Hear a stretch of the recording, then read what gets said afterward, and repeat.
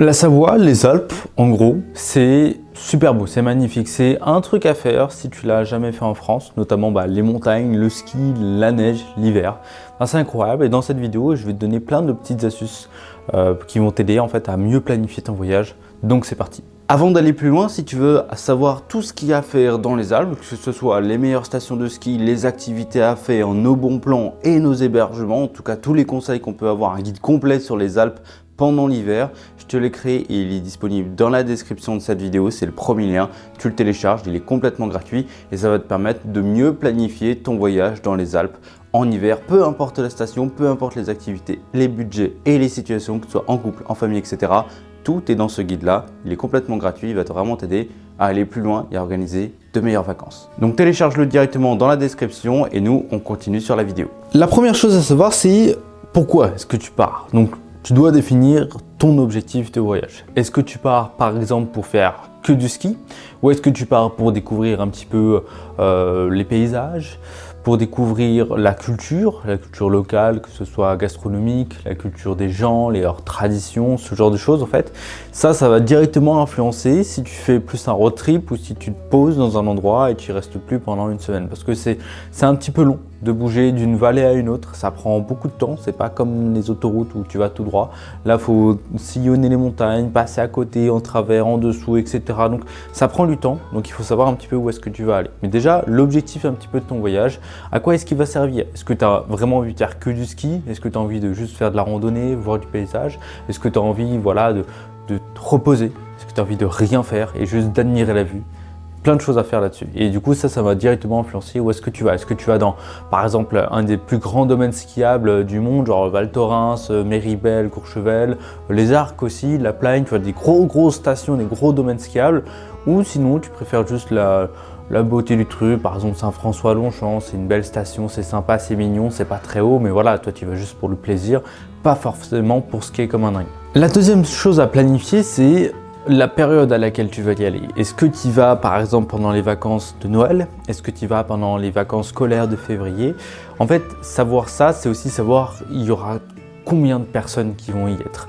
Si par exemple tu vas à l'ouverture de la station pour le ski, évidemment il va y avoir du monde qui va skier, mais à l'ouverture de la station il y a moins de monde qui skie que par exemple à Noël où ça déborde de monde et surtout en termes de tarifs c'est beaucoup plus cher pendant les périodes scolaires parce que du coup il y a beaucoup plus de personnes qui viennent et du coup ils se font plaisir, ils augmentent bien les prix.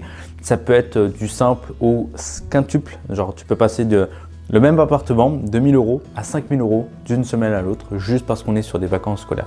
Donc il faut savoir quand est-ce que tu vas partir. Si par exemple tu pars, mais tu n'as pas envie de faire du ski, ou tu pars même pas pour faire du ski, tu peux partir avant l'ouverture officielle de la station, je veux dire des remontées mécaniques. Tu peux quand même louer un logement début décembre, début novembre, ou fin novembre, pardon, là où il y a de la neige. Ça peut être sympa à faire. Si tu as quand même envie d'avoir un paysage éclairé assez, en tout cas plus qu'en décembre, c'est mieux de partir vers février, mars. Je te conseille vraiment le mois de mars. Ça dépend où est-ce que tu vas être en termes d'altitude, si tu veux toujours de la neige et des conditions météo, s'il a beaucoup neigé ou pas.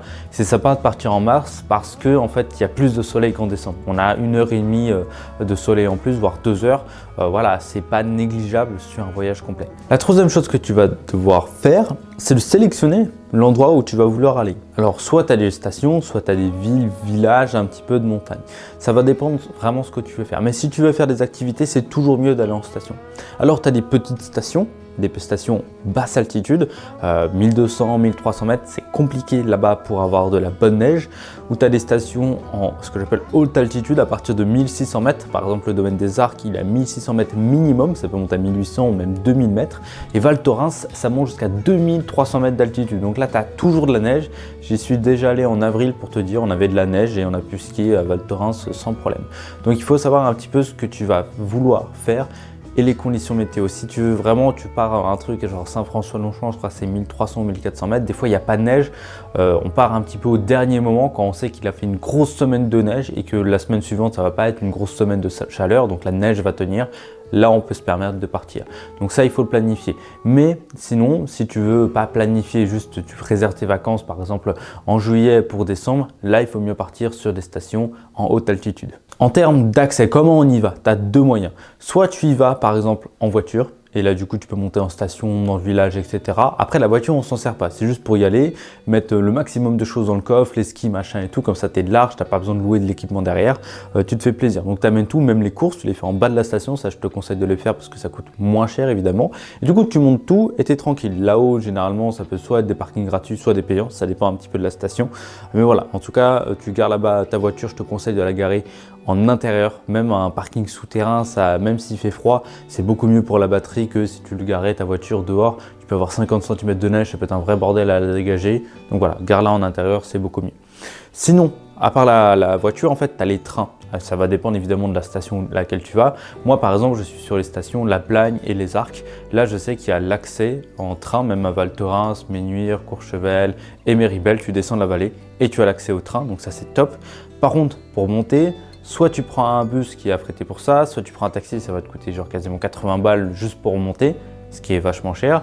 Soit par exemple, je sais qu'aux Arcs 1600, qui relie en fait il y a comment on appelle ça, un funiculaire qui relie 1600 à la gare de Bourg-Saint-Maurice, la gare TGV, donc ça c'est super pratique. Tu arrives en TGV à Bourg-Saint-Maurice, tu prends le funiculaire, tu montes jusqu'à 1600 et de 1600 tu as plein de navettes qui t'amènent dans toutes les autres stations des Arcs. Ça, c'est hyper pratique. Mais ça, il faut déjà l'anticiper avant même de partir.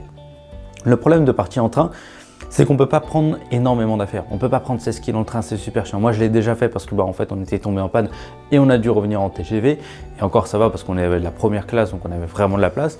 Mais sinon, tu ne peux pas prendre tes skis dans le train. C'est un vrai bordel, c'est compliqué. C'est un surplus financier et d'efforts beaucoup trop intense. Ensuite, il va quand même falloir un petit peu planifier le rythme de tes journées. Moi, avant de partir au ski, généralement, vu que c'est l'hiver, j'ai beaucoup plus de mal à me lever et je suis un lève très tard. Par exemple, ça peut être, je me lève entre 11h et 13h des fois. Au ski, il ne faut pas faire ça. Il ne faut absolument pas faire ça. Il faut se lever à 8h du matin. Pourquoi? Parce que c'est là où tu vas pouvoir profiter du soleil, de la lumière et donc pouvoir faire les activités dehors. L'hiver, généralement, le soleil il se couche entre 16h et 17h. Donc après, il n'y a plus de soleil, il y a moins d'activités à faire. Je sais que le ski, par exemple, ça s'arrête à ce moment-là et c'est dommage. C'est dommage de se lever à 13h pour skier que jusqu'à 17h. Et ensuite, tu te couches à 4h du matin, il fait tout noir. Enfin, ça sert absolument à rien.